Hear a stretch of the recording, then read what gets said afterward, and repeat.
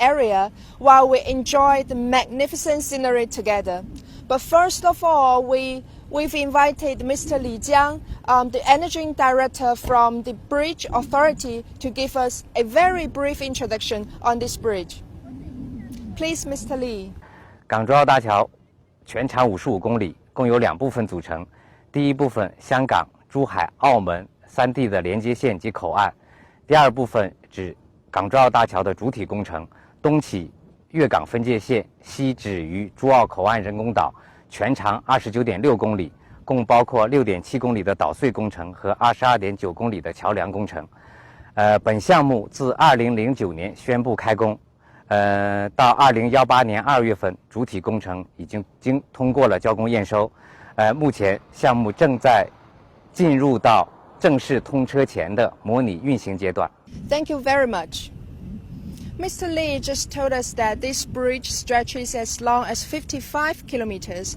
It consists of 2 major parts. One is the link roads and boundary crossing facilities in the 3 cities of Hong Kong, Zhuhai and Macau, and the other is the main bridge structure which runs from the western boundary of Hong Kong in the east to the artificial island we are standing on now in the west.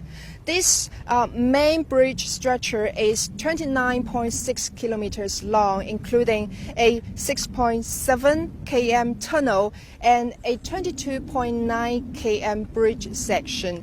The construction of the whole project kicks off in 2009 and completed in this February. So the bridge now is in a simulation operation. This main bridge structure is also the place we're going to have our ride today. We are currently on the artificial island of Zhuhai and Macau. These 2 cities are located on the west bank of the Pearl River, which is the second largest waterway in China in terms of volume.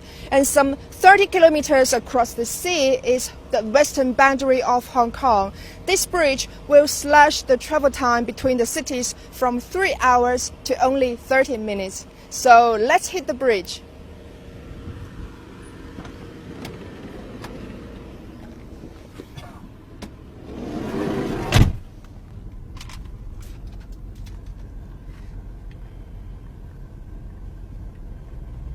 Before speeding up, I think we need to pay the toll first. This toll gate is where the vehicles from Zhuhai and Macau enter the bridge, and the starting point of our journey today.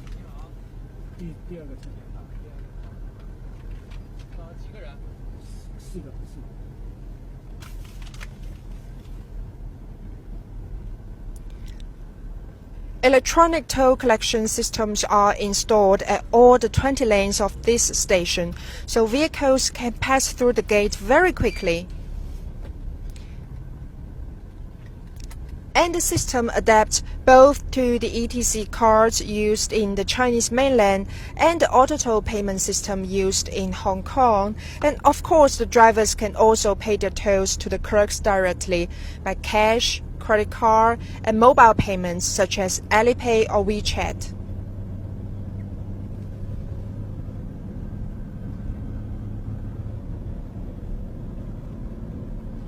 Now we are on the main part of the Hong Kong-Zhuhai-Macau bridge now.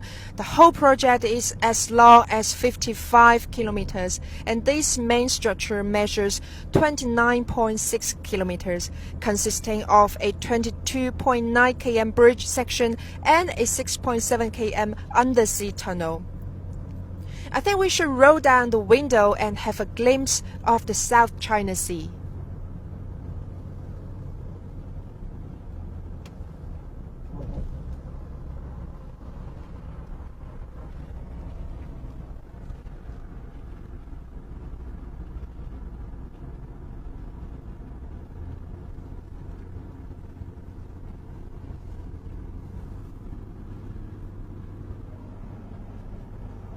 This Twin towers we are passing through are called sail towers.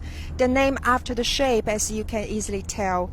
Each of the sails is taller than 100 meters. So in sunny days like today, people in downtown Zhuhai and Macau can see this landmark very clearly.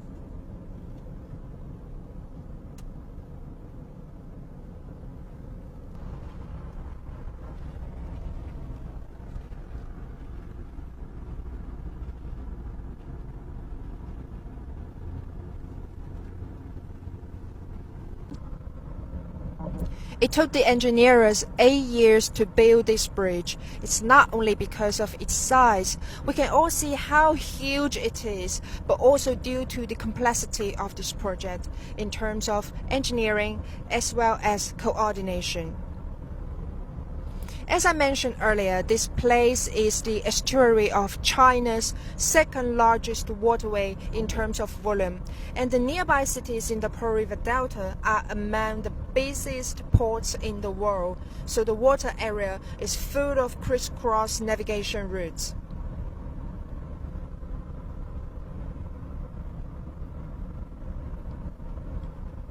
There are also frequent typhoons, there are also airport height restrictions and high environmental standards. And every single factor here needs to be taken into consideration. In other words, it's an enormous project, but at the same time, its impacts on the environment, on the river flow, navigation, hydrology, etc., all need to be minimized.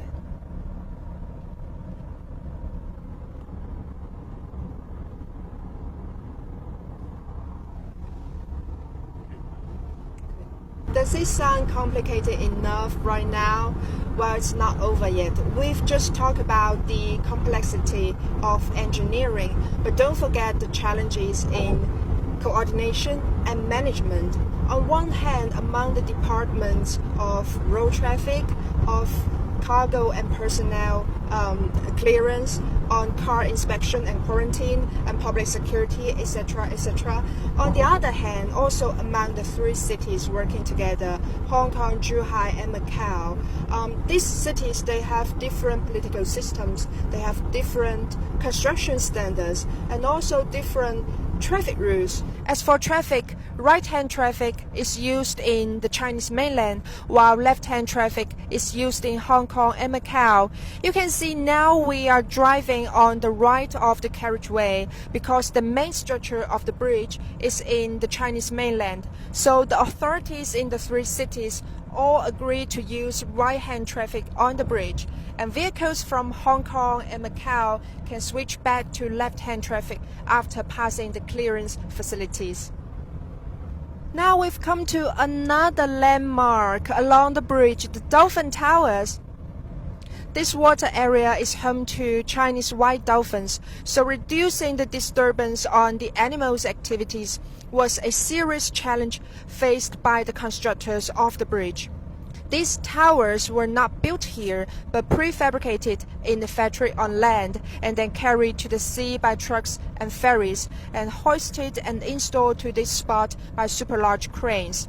The three towers, each one taller than a 35-story building and weighs more than 2,600 tons, were installed here in only 3 days. But it took the engineers 3.5 years to prepare for the installation. According to recent research, the population of Chinese white dolphins living in the Pearl River estuary is in steady growth during the past 7 years, and that makes all those endeavors worth it, doesn't it? For those who just tuned in, I'm Lai Yuchun with Xinhua News Agency. My colleagues and I are having a ride on the Hong Kong-Zhuhai-Macau Bridge, the longest man-made sea crossing in the world.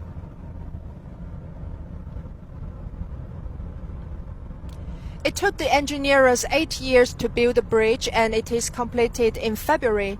Right now, the bridge is in a simulation operation.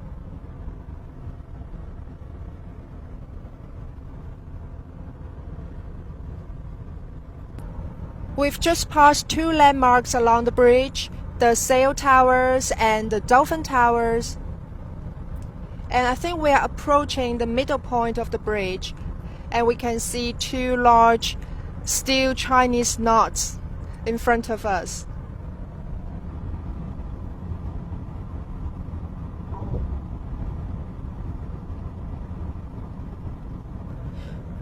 Well, I think we already have enough background information for the moment. So why don't we have a break when we arrive at the Chinese knots?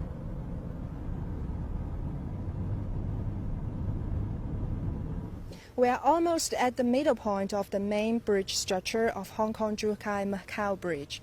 Have you noticed something weird here? Because we are some 15 to 20 kilometers away from Zhuhai and Macau, and also some 15 to 20 meters away from Hong Kong.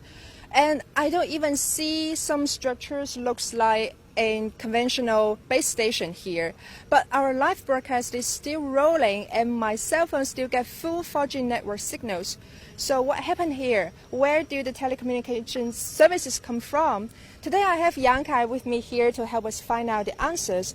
Yang is the project manager of China Tower Company at this bridge. So please tell us your secrets.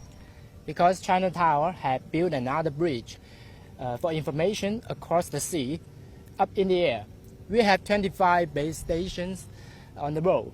The signal could transfer from side to side and cover the whole range. And the multi-band antenna had based on this structure for traffic signs. Yes. We all not only share the infrastructure on the road as we've seen, we also share the pilot beneath our feet, okay, and share the communication center on artificial islands. In summary, we believe that the information highway of the bridge, by the bridge, for the bridge, shall be with it for centuries. Well, and I believe this method has saved you a lot of money and time. Thank you very much, Yang Kai, for answering our questions and also for fixing the network for us. Because without you and your colleague, we won't be able to take pictures and footage of the bridge and post them on social media or send them to our friends. Thank you very much here. And don't forget that don't do that. Don't take pictures when you're driving, and only do that when you're on the passenger seat, okay? And I think we shall continue our ride here. Thank you. Thank you.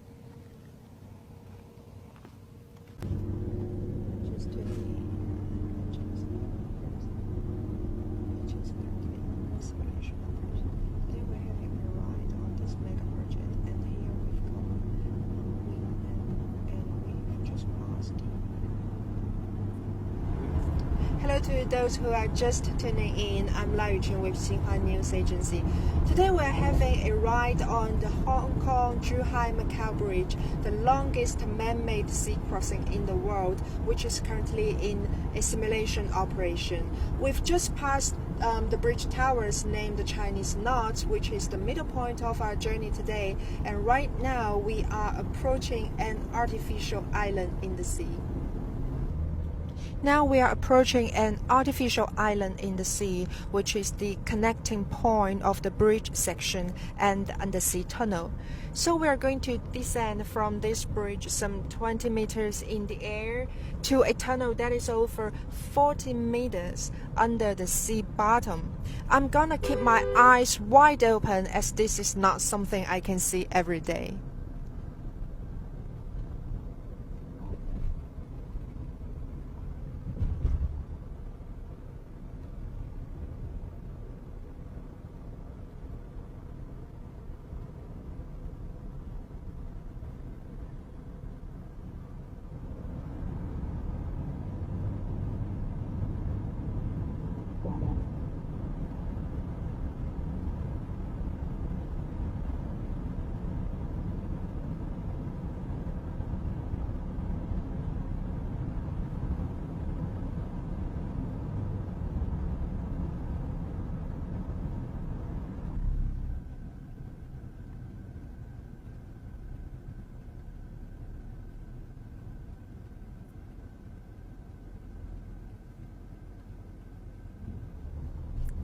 So you may be curious about the reason why these crazy engineers are building a tunnel within a bridge and two small artificial islands to link them together.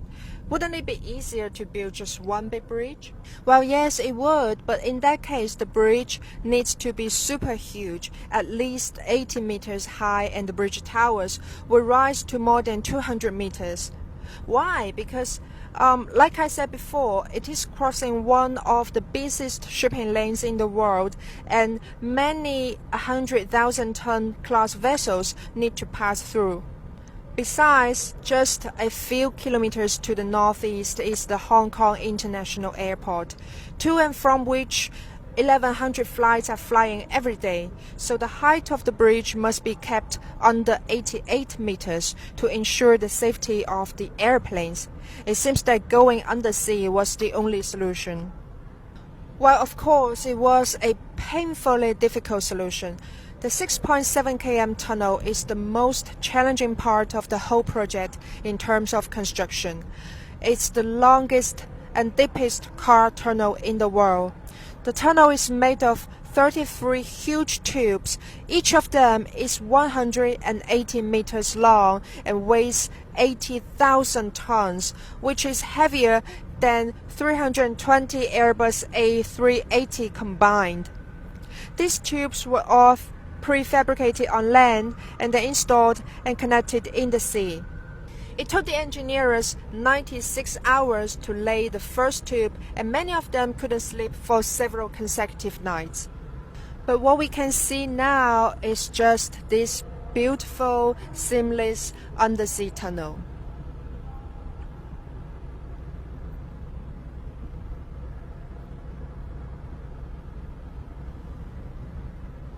Can you imagine that they're all prefabricated on land and installed and connected under the sea? Similar to the tunnel, the whole Hong Kong-Zhuhai-Macau Bridge was pieced together with different parts built in different locations like building blocks. It's the progress of China's equipment manufacturing industry that makes this construction method possible. And at the same time, this project is also the crystallization of the wisdom and experiences of many, many designers and engineers from different countries around the world. And I want to remind those who just tuned in, I'm La Yuchen with Xinhua News Agency. I am having a ride in the longest and deepest car tunnel in the world, which is part of a 55 km sea bridge currently in simulation operation. This bridge links the cities of Hong Kong, Zhuhai, and Macau together, slashing the land travel time from 3 hours to only 30 minutes. This mega project will be open to traffic soon on 24-hour basis. Cars and shuttle buses are expected to carry more than 120,000 people to cross the bridge every day in 2030 and boost the bi-directional tourism. So now we've come to the other artificial island connecting the tunnel and the bridge section of Hong Kong-Zhuhai-Macau Bridge, which is also the terminal point of our journey today. I think we shall get upstairs to the rooftop and have a very good look at this mega project. Let's go.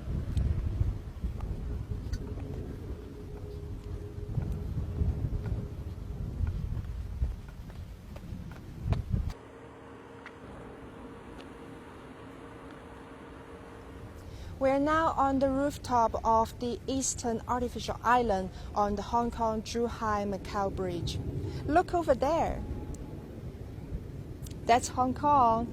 That's the Hong Kong Link Road of the bridge, which leads to the Hong Kong boundary crossing facilities and then Hong Kong International Airport, to and from where 1,100 flights are flying every day. We are on this bridge at the heart of the most dynamic